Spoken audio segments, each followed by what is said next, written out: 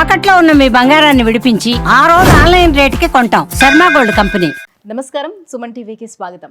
2025 సంవత్సరం నవగ్రహాల స్థితిగతులు ఎలా ఉన్నాయి, ద్వాదశ రాశుల వారికి ఎటువంటి ఫలితాలని అందజేస్తున్నాయి, ఈ విషయాన్ని తెలియజేసేందుకు మనతో పాటు ఉన్నారు ప్రముఖ జ్యోతిష శాస్త్ర పండితులు, శ్రీచక్రపీఠ వ్యవస్థాపకులు బ్రహ్మశ్రీ ప్రదీప్ జోషి గారు. గురుగారు నమస్కారం. శ్రీమాత్రే. గురుగారు, 2025 సంవత్సరం మరి వృశ్చిక రాశి వారికి ఎలా ఉండబోతుంది? అర్ధాష్టమ శనితోటి ఇప్పటి వరకు వాళ్ళు ఎలానో బాధపడ్డారు కాబట్టి ఇకపై నుంచి వాళ్ళకి బాగుంటుంది, ఎలా ఉంటుంది? శ్రీ గురుభ్యో నమః. శ్రీమాత్రే నమః. వృశ్చిక రాశి వీళ్ళకేందంటే అదేదో సామెత ఉంటుంది, పెనం మీద రొట్టెళ్ళి పొయ్యిలో పడ్డట్టు. ఇప్పుడు వాళ్ళ పరిస్థితి అదే. పెనం మీద ఉన్నంతసేపు పర్లేదు, అర్ధాష్టమ శని వచ్చేసింది. ఎల్నాటి శని అయిపోగానే రాదు అర్ధాష్టమ. మధ్యలో ఒక 2 years తర్వాత కొడతాడు, తిండి పెడతాడు, మళ్ళీ కొడతాడు. సో ఇప్పుడు పంచమ శని తర్వాత అష్టమ స్థానములు గురువు. అప్పుల పాలవుతారు, గుర్తుపెట్టుకోండి. అప్పుల పాలవుతారు, తప్పుడు నిర్ణయాలు తీసుకుంటారు. నేను ఒకటే చెప్తున్నా, వృశ్చిక రాశి వారు ఈ సంవత్సరము పెళ్లి చేసుకోకండి.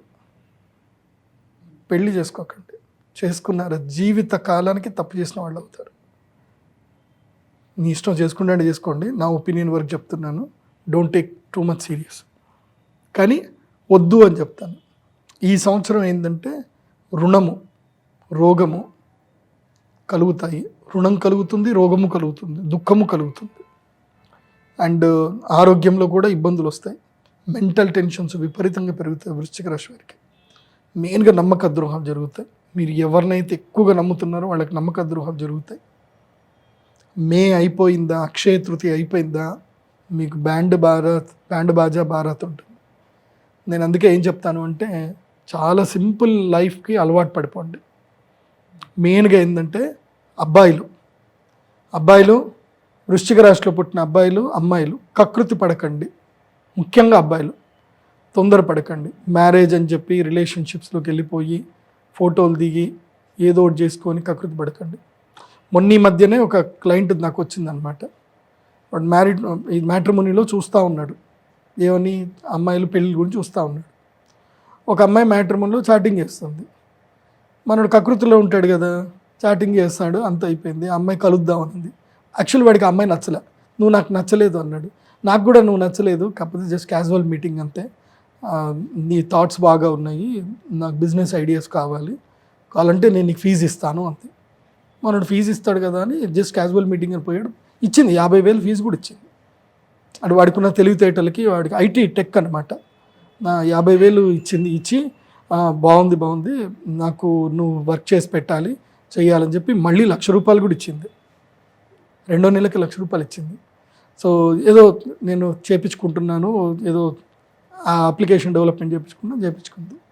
తర్వాత ఆల్ ఆఫ్ సడన్గా నాకు నీతో పెళ్ళి అవసరం లేదు కానీ I want to be with you అని అంది. వీడు కకృతిగాడు కదా, పోయాడు. 1 కాదు 2 కాదు, 10-20 సార్లు వెళ్ళాడు. ఈమె తెలివితేటలు ఏం చేసింది, 10-20 సార్లు ఆమె ఇంటికి పోయిన ప్రతిసారి సీసీటీవీ రికార్డ్స్ అన్నీ కూడా సేవ్ చేసి పెట్టుకుంది. ఆ తర్వాత వీడి మీద రేప్ కేసు పెట్టింది.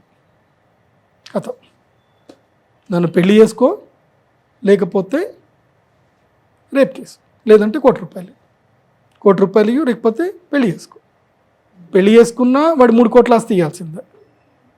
వారసురాలు అయిపోతుంది, ఆస్తి హక్క అయిపోతుంది కదా, అయిపోయి ఎటు కానీ పరిస్థితి అయిపోయింది అది. సో కకృతి పడకండి, మగాళ్ళు అబ్బాయిలు కకృతి పడకండి, అంతే, అర్థం చేసుకోండి. సో ఇది ఇప్పుడు వృశ్చిక రాశి వారికి ఇది వెరీ వరస్ట్ టైం.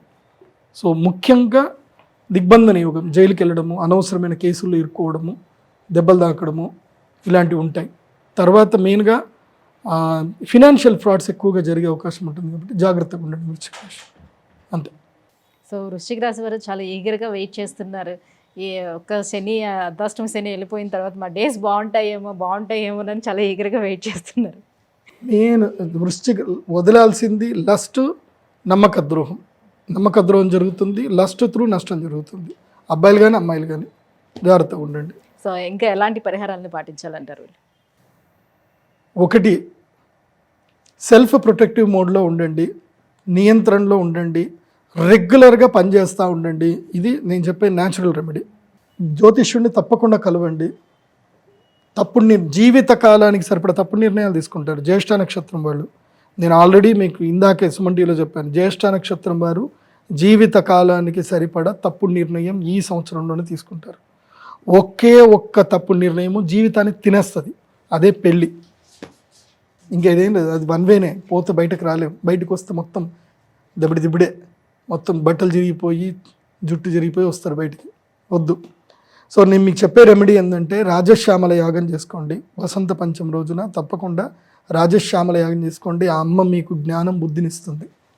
అండ్ ప్రతిరోజు సూర్య నమస్కారాలు చేయడం మర్చిపోవద్దు. సూర్య నమస్కారాలు వృశ్చిక రాశి వారు తప్పకుండా చేయాలి. గురుగారు 2025 సంవత్సరం వృశ్చిక రాశి వారికి ఎలా ఉండబోతుందన్న వివరాలు తెలియజేసినందుకు ధన్యవాదాలు. శ్రీమాత్రే నమః.